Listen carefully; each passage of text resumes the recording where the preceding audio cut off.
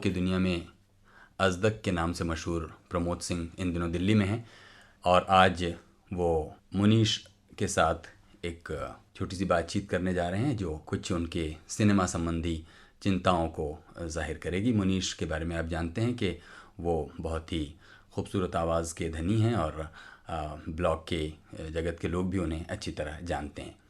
तो मुनीश जी और प्रमोद जी आपके साथ हैं, हम छोड़ते हैं आपके लिए। अज़दक भाई, बहुत बहुत स्वागत है आपका इस ब्लॉग वार्ता में। और देखिए, अब फिल्म चक दे को जो कामयाबी मिल रही है तमाम शहरों में, छोटे बड़े शहरों में, और यहाँ दिल्ली में तो टैक्स फ्री है, इस वजह से और भी ज़्यादा संख्या में लोग इसको देख पा रहे हैं। इस सिर्फ एक फिल्म से नहीं, इस दौर की और भी कई आप फिल्में देखें, ख़ासकर कंटेंट के स्तर पर, तो उनमें एक बहुत ही खुशनुमा बदलाव दिखाई देता है। एक जो सेट किस्म का पैटर्न था कि हिंदी की फिल्म बगैर प्रेम कहानी के बन ही नहीं सकती, उसमें बदलाव आता दिखाई दे रहा है। तो आपको क्या लगता है कि ये एक अस्थाई, थोड़े समय रहने वाला बदलाव है, या फिर वाकई हम एक सही दिशा में जा रहे हैं जहाँ कुछ नई मंजिलें और खुलेंगी और नया सफ़र तय होगा? अपने यहाँ बुलाने के लिए आप लोगों का शुक्रिया। जहाँ तक चक दे के रिसेप्शन से नतीजे निकालने की बात है या भविष्य की क्या सूरत वो दिखाती है हमें, तो मैं उसको थोड़ा बड़े संदर्भ में देखना चाहूँगा। पहली बात तो ये कि जिस तरह से आप भी कह रहे हैं कि प्रेम कहानियाँ ही हिंदी फिल्मों की दुनिया हुआ करती थी, और वो सन 90 के बाद से कहें तो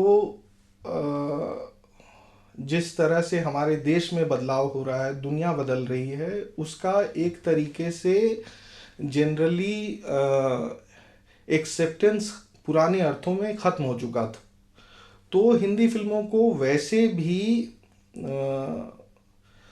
अपने अंदर नई शक्ल की लड़ाई उनकी चल रही थी।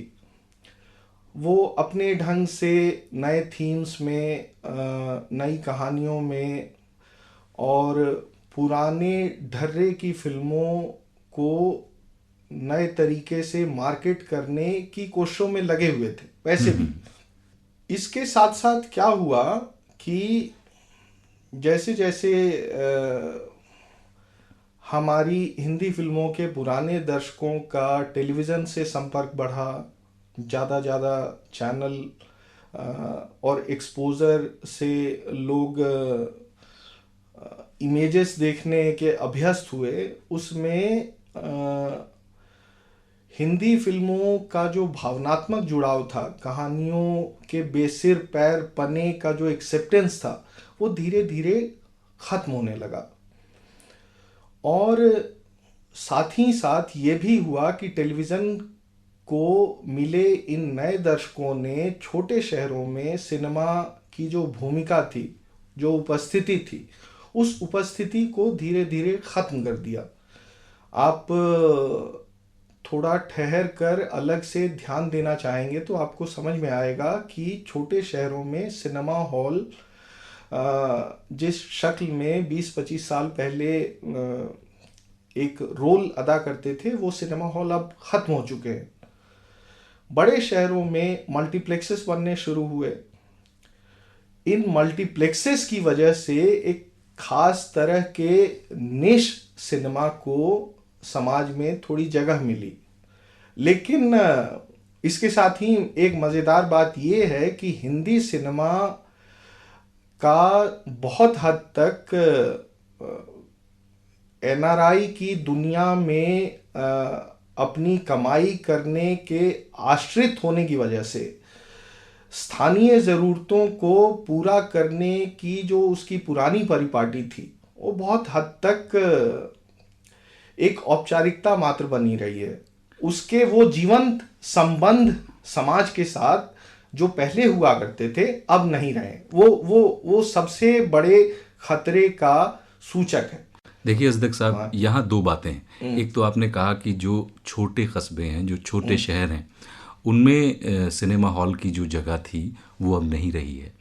लेकिन दूसरी बात जो हमने शुरू की, एक सकारात्मक जो पहलू है कि कहानियों में जिस तरह का ये जो बदलाव आ रहा है, उसकी वजह आप क्या समझते हैं कि सिर्फ एक जो वेस्टर्न सिनेमा का एक्सपोजर है टेलीविज़न के ज़रिए, डीवीडी के ज़रिए, ये एक वजह है, या सिर्फ एक उकताहट थी इसलिए उस उकताहट से फौरी तौर पे निजात पाने के लिए ये तरीका इख्तियार कर लिया गया है, या इसलिए कि जैसा कि आपने कहा कि एक एनआरआई मार्केट को ध्यान में रख कर के इन विषयों को तय किया जाता है, ये इसकी वजह है? क्योंकि अभी हाल में देखिए जैसे डोर, भेजा फ्राई, अनवर, और कुछ पीछे जाएं तो नागेश कुकनूर की जैसे 3 दीवारें, इस तरह की जो फिल्में हैं, बहुत लो बजट फिल्में लेकिन अच्छी खासी चर्चित हुई और चली।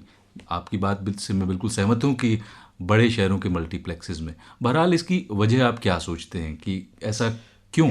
एनआरआई मार्केट पे आश्रित होने की जो मैं बात कह रहा था, वो बेसिकली जो सबसे ताकतवर बड़े प्रोडक्शन हाउसेस हैं, वो चाहे यश चोपड़ा का प्रोडक्शन हाउस हो, करण जौहर का प्रोडक्शन हाउस हो, सुभाष घई की फिल्में हो, मैं उनके संदर्भ में बात कर रहा हूँ। जहाँ तक आप ये दूसरी तरह की फिल्मों की बात कर रहे हैं, वो पुराने उकताहट का सवाल तो मौजूद है ही। जी। इसके साथ साथ हमारा समाज बहुत सारे अर्थों में बदला है।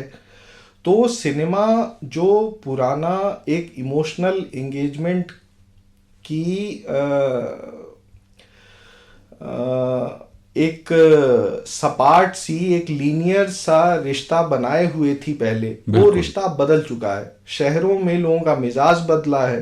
तो मल्टीप्लेक्सेस में अब जो फिल्में दिखाई जा रही हैं, वो एक तरीके से थोड़ा सावधान फिल्में हैं, वो एक तरीके से थोड़ा पहले से जान रही फिल्में हैं कि हम ऐसी फिल्में हैं जिनको बड़े शहरों में ही रिलीज होना है, उन्हें छोटे शहरों में नहीं जाना है। तो उनके बनने की प्रक्रिया में ही ये समझ उनके नेचर को डिसाइड करती है कि ये एक निश ऑडियंस की फिल्म है। लेकिन अब आप नहीं अभी आप जैसे भेजा फ्राई जैसी फिल्म को आप असम के किसी छोटे शहर में या बिहार के किसी छोटे शहर में रिलीज करके पैसा पाने की उम्मीद नहीं कीजिएगा। वही बात 3 दीवारें या डोर जैसी फिल्म पे भी लागू होती है। तो ये फिल्में पहले से तय करके चल रही हैं कि हम एक छोटे निश ऑडियंस के लिए अपने को डिस्ट्रीब्यूट कर रहे हैं, और उस लिहाज से वो सफल फिल्में हैं, और ऐसी फिल्मों की संख्या आने वाले समयों में और बढ़ेंगी, जो अच्छी बात। कंटेंट के स्तर पर जैसा कि आपने कहा कि हाँ, वाकई एक सकारात्मक बदलाव तो ये है। लेकिन पहले जब फिल्म का हम ज़माना याद करते हैं, 90 तक आप कहें, तो ये रहता था कि एक बार फिर आ रहा है, जनता की भारी मांग पर एक बार फिर। तो फिर जो आने वाली फिल्म थी, वो दौर तो लगता है जैसे ख़त्म ही हो गया है। ये फिल्में बहुत अच्छी हों, इन्हें अगर आप फिर देखना चाहते हैं तो आपको डीवीडी टटोलनी पड़ेंगी, वो दोबारा लौट कर के नहीं आती। इसकी क्या वजह है? क्या इतनी ज़्यादा इफ़रात में फिल्में बनने लगी हैं इस वजह से, या लोग जहां उन फिल्मों को देखने जाते हैं मल्टीप्लेक्सेस में, चूँकि वो कंज्यूमर मॉल्स में वहाँ पर मौजूद हैं, तो जैसे वहाँ एक यूज़ एंड थ्रो माल की एक वो रहती है, इस्तेमाल किया फेंक दिया, वो फैशन पुराना हो गया, तो वही फिल्मों के साथ भी हो गया है। क्या लगता है आपको? दरअसल समाज में लोगों का वक्त के साथ जो संबंध बना है, खासतौर पे 90 के बाद से जो बहुत तरह की सामाजिक प्रक्रियाएं शुरू हो गई हैं, उसमें चीज़ों के साथ जैसे हमारे पहले संबंध हुआ करते थे, वो नाटकीय तरीके से बदल गए।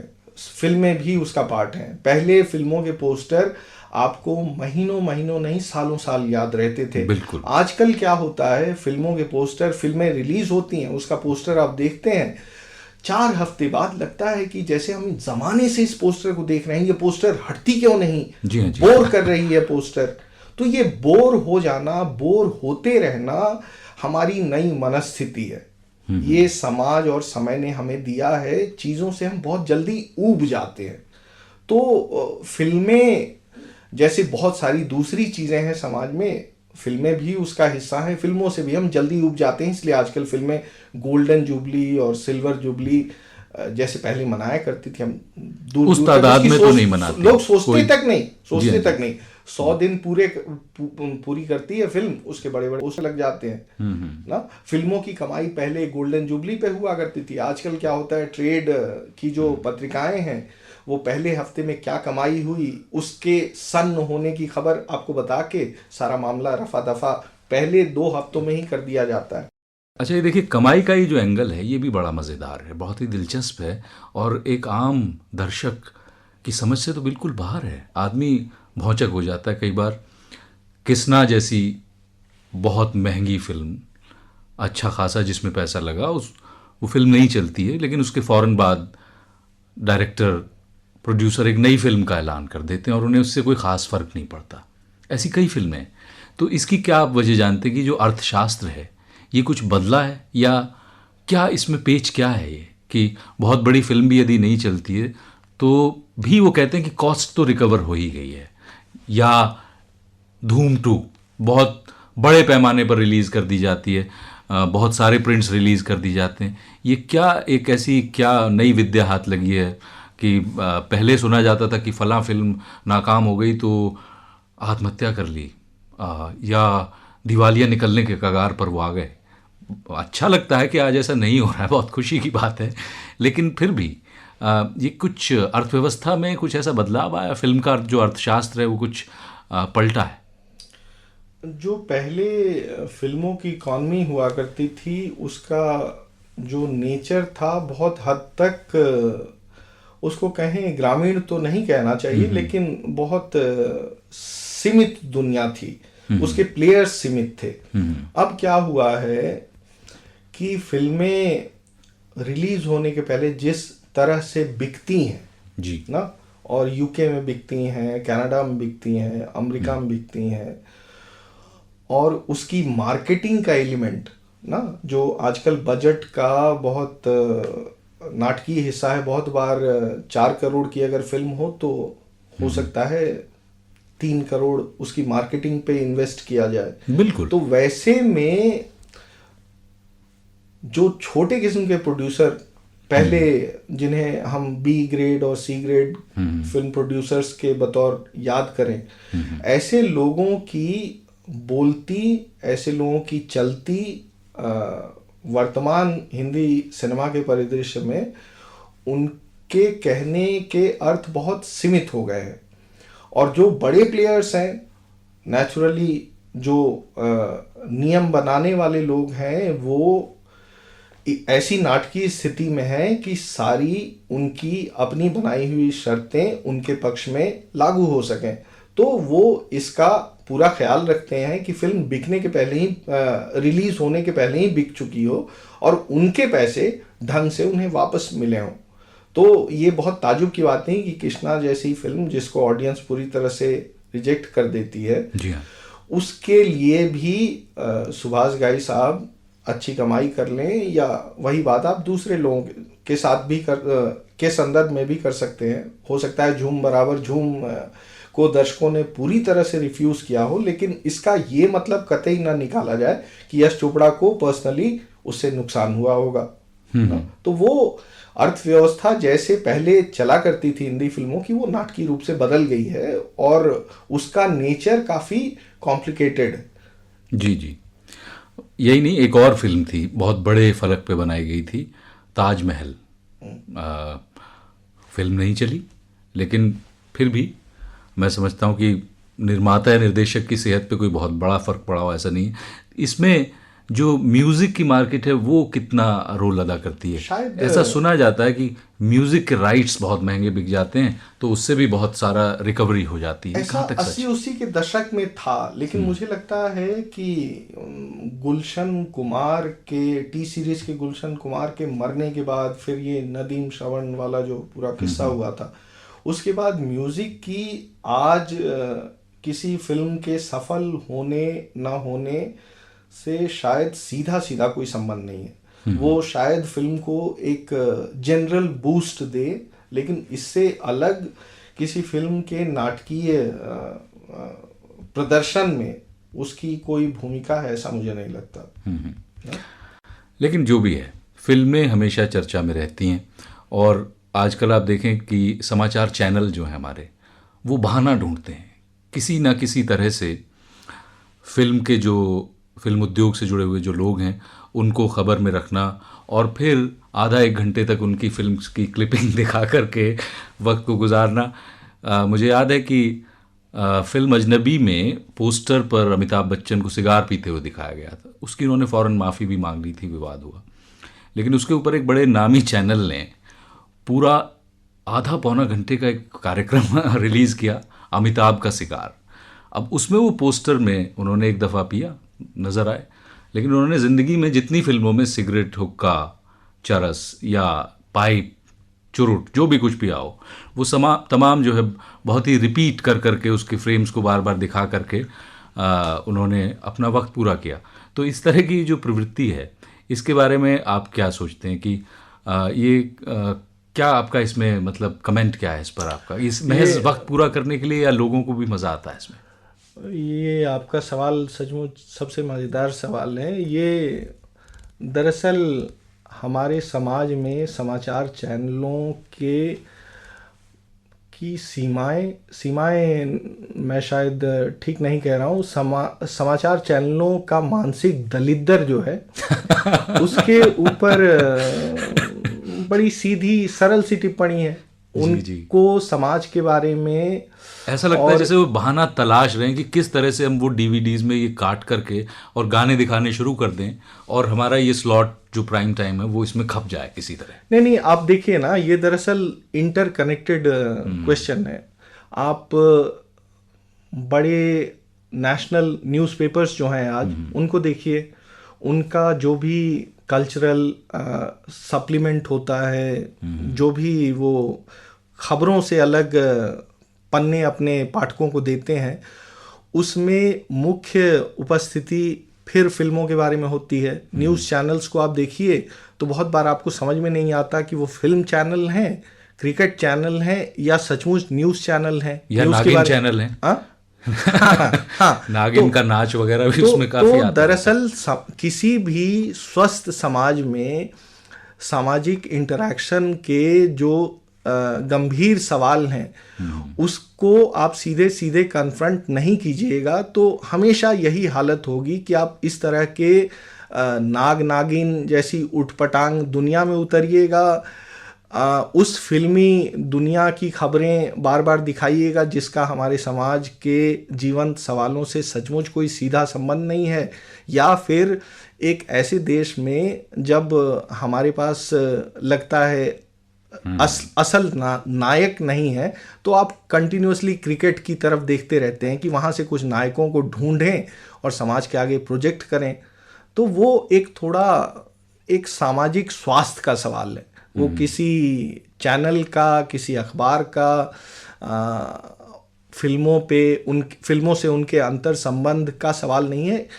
इन वाइडर पर्सपेक्टिव सोशल हेल्थ का सवाल है और मुझे लगता है कि हमारे समाज में उसकी जेन्युइन चिंता होनी चाहिए। लोग कंटिन्यूसली उससे बचते हैं, बहुत दुख की और शर्म की बात। लेकिन मज़े की बात एक और ये है कि जैसे आपने भी जिक्र किया कि बड़े शहरों का एक सिनेमा एक नीश ऑडियंस के लिए वो अलग तरह से विकसित हो रहा है, छोटे शहरों की अपनी अलग समस्याएं हैं, थिएटर्स की वो बंद होते जा रहे हैं, हुए हैं।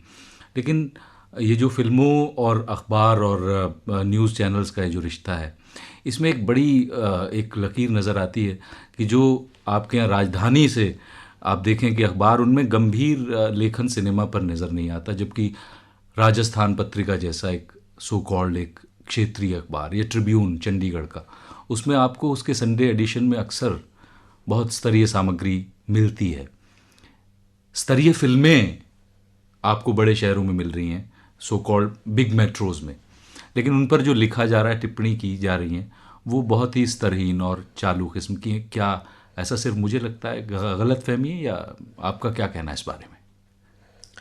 छोटे शहरों में स्तरीय सिनेमा पर सामग्री अखबार लिख रहे हैं उसके लिए उनकी तारीफ़ होनी चाहिए। वो कैसे वो स्पेस क्रिएट कर ले रहे हैं, बड़ी अच्छी बात है। क्योंकि हमने पिछले दिनों, जहाँ तक हिंदी अखबारों की बात करें, कंटिन्यूसली देखा है कि साहित्य को मिलने वाली जगह लगातार कम होती गई है।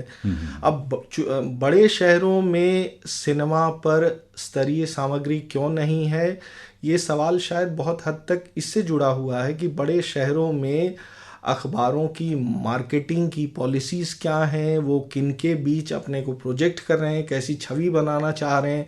शायद स्तरीय सिनेमा का उनके अखबारों में होने की जगह नहीं है, ऐसा वो समझते हैं। उसको दूसरे तरीके से एड्रेस करना चाहिए।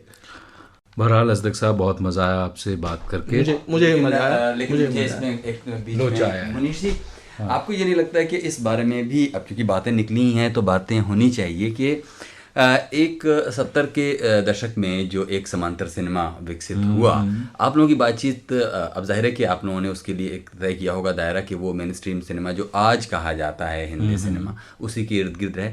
मैं सिर्फ एक पॉइंटर प्रमोद जी की भी तरफ, आपकी तरफ भी करना चाहता हूँ कि क्या जिस ख्वाब को लेकर वो एक समांतर सिनेमा का आंदोलन विकसित हुआ था, जिसमें हम बड़े बड़े नामों को बहुत ही इज्जत के साथ रखते हैं, उन फिल्मों को याद करते हैं, वो अचानक उनका ख़त्म होना, क्या वो सोवियत रूस में जो समाजवाद का प्रयोग है उसके विफल होने के साथ जुड़ा हुआ है, या जो मौजूदा अर्थव्यवस्था और फिल्म की जो अर्थव्यवस्था है उसके साथ जुड़ा हुआ है? इस चिंता की तरफ हम आपका एक पॉइंटर देते हुए हम सोचते हैं कि अगर इस दिशा में भी कुछ सवाल आप लोग बातचीत करें। इरफान, आप बने रहिए, आप रिकॉर्डिंग बूथ का रुख ना करें, आप रहिए हमारे साथ। चलिए, वाकई आपका सवाल बहुत वाजिब है, और आइए जाने कि असदक क्या सोचते हैं इस बारे में।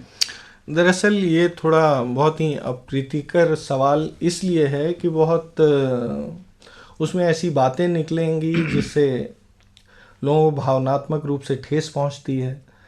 तो मसला क्या है? मसला ये है कि समानांतर सिनेमा का जो 10, 12, 15 साल हमने भारतीय सिनेमा में रजिस्टर किया, क्या वो सचमुच इतनी सकारात्मक फिल्में थीं जो तब बन रही थीं, बाद में बननी बंद हो गई इसलिए कि रूस में या हमारे समाज में कुछ ऐसे परिवर्तन हो गए जिसने उनको निगेट किया, ख़त्म किया, रिफ्यूज़ किया? मुझे लगता है समानांतर सिनेमा के शुरुआती वर्षों के इतनी दूरी पर आज हमारे खड़े होने पे हम उसको थोड़ा डिटैचमेंट से देख सकते हैं। और आज हमें देखते हुए मुझे पर्सनली लगता है कि अपने थीम में, अपनी कुछ कहानियों में थोड़ा अलग होने से अलग उन फिल्मों का स्तर ऐसा नहीं था कि उसको समाज स्वतंत्र रूप से सस्टेन कर सके। वो फिल्में ख़त्म इसलिए हुई कि वो इतनी अच्छी फिल्में नहीं थीं। दूसरे जिन निर्देशकों ने, जैसा आप बता रहे हैं, जिन निर्देशकों ने कुछ आंदोलन जैसा शुरू किया था, वो दरअसल कोई आंदोलन जैसा आंदोलन नहीं था। वो सरकार से पैसा लेके फिल्में बना रहे थे जो कभी कभी रिलीज़ होती थी ठीक से, कभी कभी नहीं होती थी। आपके समाज की स्थिति ऐसी बदल गई है कि वैसी फिल्मों को अब कोई रिलीज़ नहीं करेगा। तीसरी बात, अगर ये ऐसे ही आंदोलनकारी थे जैसा आप बता रहे हैं, तो अब उसमें से काफ़ी निर्देशक हैं, वो चाहे गोविंद निहलानी हो जिन्होंने अजय देवगन के साथ फिल्में बनाई, प्रकाश झा जैसे निर्देशक हों जो अजय देवगन के साथ कंटिन्यूसली फिल्में बना रहे हैं, कुंदन शाह जैसे निर्देशक भी ना, जिन्होंने 3 ऐसी फिल्में बनाई जिनको ठीक ठीक रिलीज़ करना तक संभव नहीं हुआ। तो हम जब समानांतर सिनेमा को सिर्फ आंदोलन के चश्मे से देखते हैं तो हम एक खास तरह की भावुकता पिच करते हैं जो उनकी वस्तुगत, उनका महत्व क्या था और वो एक समय में अर्थ रखती थी, बाद के समय में बहुत उनका मतलब नहीं रहा। ये शायद हमें थोड़ा डिटैच होके और थोड़ा क्रूरता के साथ समझने का दम रखना चाहिए। नहीं, आपकी बात से मैं बिल्कुल सहमत हूँ, लेकिन उसमें भी देखिए अच्छी बुरी दोनों तरह की फिल्में थी। एक फिल्में वो थी जो एक ओढ़ा हुआ यथार्थ लेकर के आती थी और उनका मकसद सिर्फ ये होता था कि किस तरह एनएफडी से सी से पैसा झाँप करके फिल्म बना दी जाए। लेकिन ऐसी भी बहुत सी फिल्में थी जिनमें मनोरंजन का मसाला भी भरपूर रखा जाता था और वो एक सशक्त टिप्पणी करती थी, जैसे जाने भी तो यारों, एक ऐसी फिल्म मुझे याद आती। और मज़े की बात है, चूँकि जैसा इरफान ने भी कहा, उस दौर को याद किया, तो ऐसे लोग अभी हैं, मुझे लगता है कि वो उसे भूले नहीं और कहीं ना कहीं मिस करते हैं। मुझे बहुत हैरानी हुई पालिका बाज़ार के मार्केट में घूमते हुए और लाजपत राय पुरानी दिल्ली में मैंने ऐसी फिल्में डीवीडी पर उपलब्ध देखी। हालांकि उनसे किसी खास समानांतर दौर के फिल्म की मांग कीजिए, ये ज़रूरी नहीं कि उन्हें वो टाइटल याद हो जो लोग बेचने के लिए बैठे हैं, लेकिन आप उसमें हाथ मारी तो आपको निकल आएगी, इस शहर को यहाँ से देखो, या भागम भाग, बड़ी एक बहुत अलग किस्म की वो फिल्में थी और उनके दर्शक अभी हैं और वो मांग करते हैं। एक रुका हुआ फैसला एक ऐसी फिल्म है जो डीवीडी पर मिलती है और लोगों को ख़रीदते हुए देखा जा सकता है। बहरहाल ये आपका कहना जहाँ तक है कि चूँकि वो आंदोलन एक सही दिशा नहीं ले सका और शायद ज़्यादा लोग सूडो किस्म के उसमें हो सकता हों, उनके लक्ष्य इतने एक समय में अपनी वो भूमिका निभा रही थी, लेकिन वो उतनी भर ही थी। उससे ज़्यादा अगर हम उसमें अर्थ खोजने की कोशिश करेंगे तो हमारे सामने तकलीफदेह नतीजे आएंगे ना। मतलब मेरा ये कि ऐसा अगर आप ऐसे देखिए कि आप जो मेन स्ट्रीम मनोरंजन सिनेमा है उसको भी आप खारिज करते हैं, आप जो बीच में ये कुछ वैकल्पिक सिनेमा बनाने की कोशिशें हुई उसको भी आप मान्यता नहीं देते। आप बहुत छिटपुट स्तर पर होने वाले नागेश कुकनूर, अनुराग कश्यप और इस तरह के जो प्रयास हैं, सुधीर मिश्र वगैरह जो उसमें करते हैं, तो आखिर कौन सी कोई ऐसी धारा, कोई ऐसी रोशनी है पूरी बम्बई फिल्म उद्योग में जिस पर आप उम्मीद टिका सकते हैं? नहीं, मुझे लगता है जब भी हम इस तरह की चिंताएं रखते हैं, हमें समझने की कोशिश करनी चाहिए कि सिनेमा समाज से स्वतंत्र नहीं है। समाज में जो प्रक्रियाएं चलेंगी, सिनेमा बहुत हद तक उसके कनेक्शन में ही अपने को एक्सप्रेस करेगा। अब आप देखिए, पिछले दिनों की रिलीज़ फिल्मों में लोगों ने स्वदेश जैसी फिल्मों को एक्सेप्ट किया, वो मेन स्ट्रीम की फिल्म है ना, लेकिन वो कुछ एक ख़ास तरीके से अपने समय को देखने की कोशिश करती है, उसको लोगों ने इज्जत दी। हमारे सामने लगान जैसी फिल्म का उदाहरण है। इससे अलग निश की जो फिल्में बन रही हैं वो बनेंगी क्योंकि हमारा समाज पहले की तरह यूनिफाइड नहीं है। ये सच्चाई है कि क्रिकेट के सिवा कोई भी चीज़ अब समाज को उस तरह से नहीं जोड़ती जैसे पहले जोड़ा करती थी। तो अगर इस सच्चाई को हम समझेंगे तो हमें निश फिल्मों की ज़रूरत भी समझ में आएगी। उसके बाहर आप थोड़ा ध्यान देने की कोशिश करें तो आपके सामने क्या चीज़ें बसती हैं, प्रेम कहानियाँ या राष्ट्रभक्ति की फिल्में। ऐसी फिल्में ही नेशनली कनेक्ट करती हैं। लेकिन आप ये भी एक्सेप्ट कीजिए फिर कि वो फॉर्मूलेबाजी है, वो अपने समय की जेन्युइन डेंस इंटेंस सच्चाई नहीं है। हमारे समय की सच्चाई है निश की फिल्में, वो सार्थक बनेंगी, उनका ऑडियंस भी बढ़ेगा।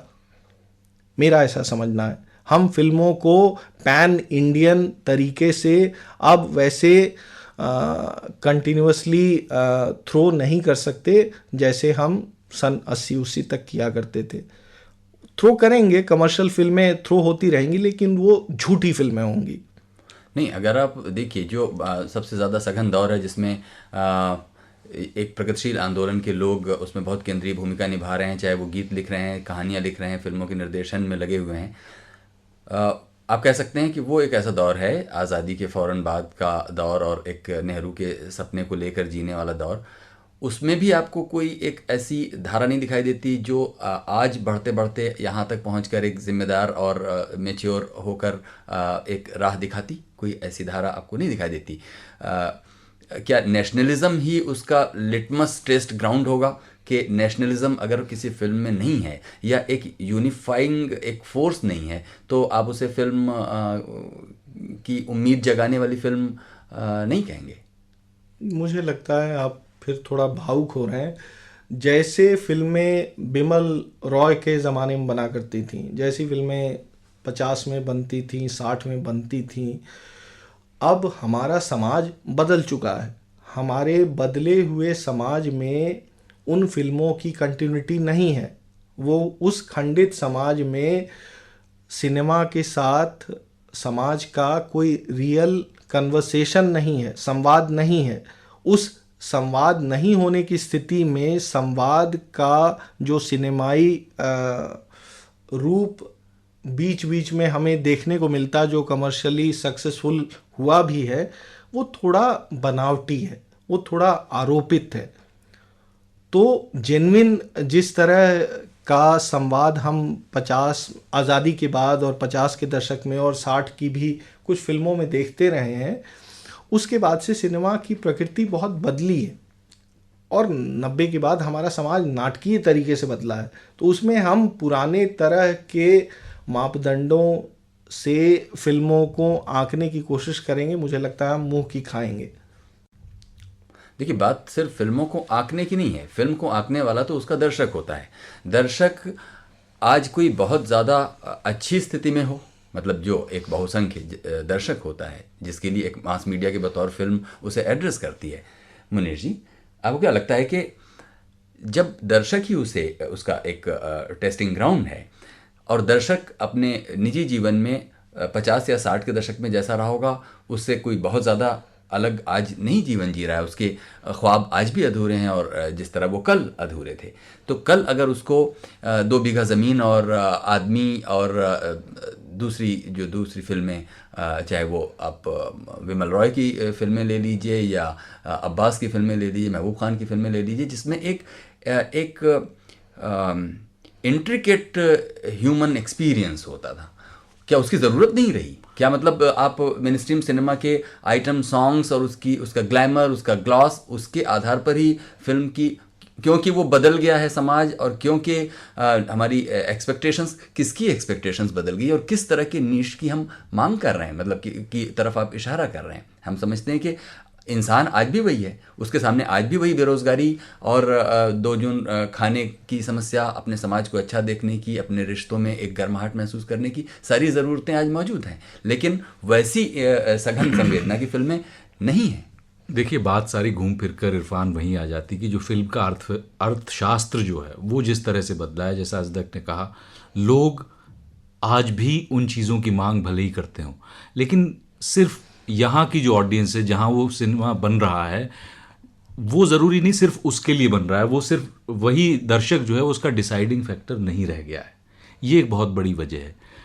यही इस हमारी बातचीत की शुरुआत थी और जैसा कि अजदक ने ध्यान दिलाया कि एनआरआई तबके के लिए एक छोटी सी बात जी हाँ, करना चाहूँगा, ये कि इरफान जैसा कह रहे हैं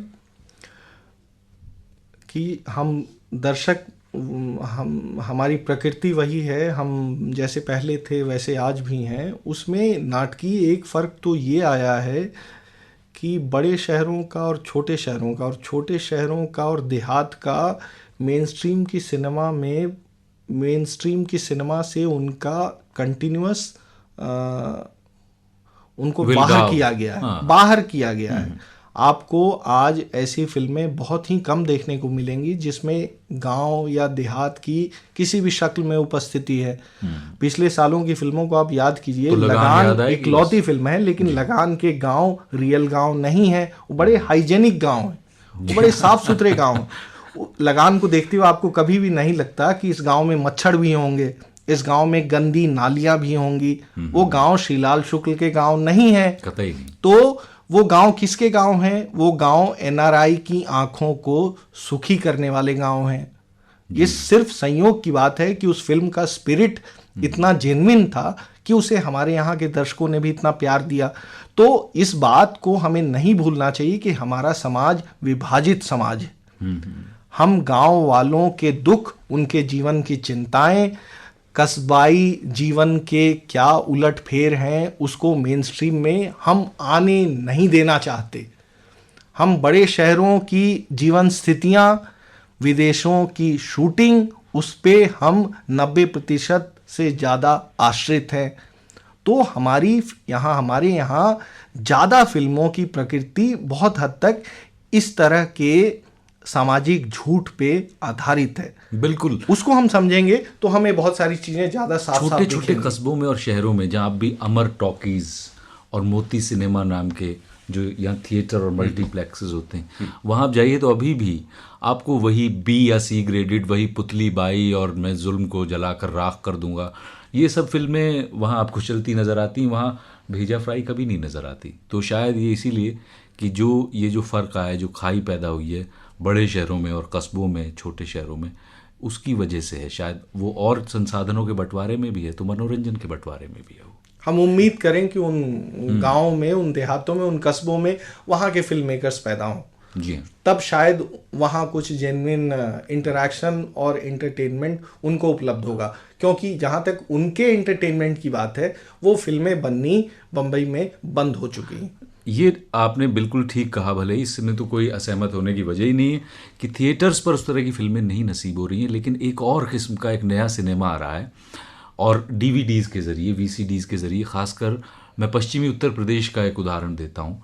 कुछ फिल्में ऐसी जिनके नाम भी बड़े बहुत ही आंचलिक किस्म के, धाकड़ छोरा, वीरू दादा और इस किस्म के होते हैं, लेकिन उनका आप कंटेंट और उनकी अदाकारी देखें तो उसमें एक अजीब परिपक्वता नज़र आती है।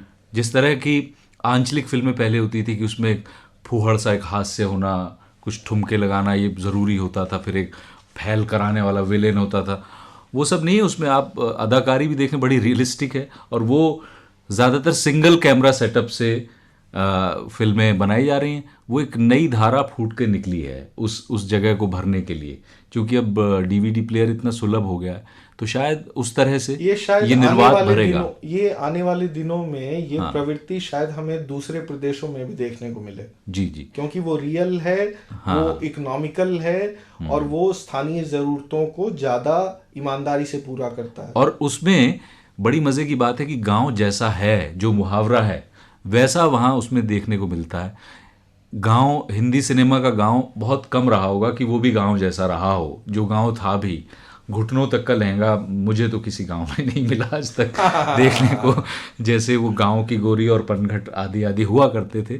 वो भी एक, जिसे कहिए कि एक कल्पना में बने हुए एक महल थे, लेकिन अब वो एक बहुत ही एक रियलिस्टिक किस्म से उसमें फिल्माया जा रहा है। और आपको भी मौका मिले तो आप देखिएगा और मज़ा लीजिएगा। नहीं, बहुत बढ़िया आपने बात कही मुनीश। हम लोग जहाँ से हमने शुरू किया था बातचीत को, एक पूरे एक व्यापक परिप्रेक्ष्य में बम्बई के मनोरंजन उद्योग, फिल्म उद्योग से लेकर बिल्कुल अंचल गांव तक पहुँचे हैं। यहाँ मैं समझता हूँ कि इस मौके का फ़ायदा उठाते हुए हम जानना चाहेंगे, बल्कि हम सभी आपस में शेयर कर सकते हैं।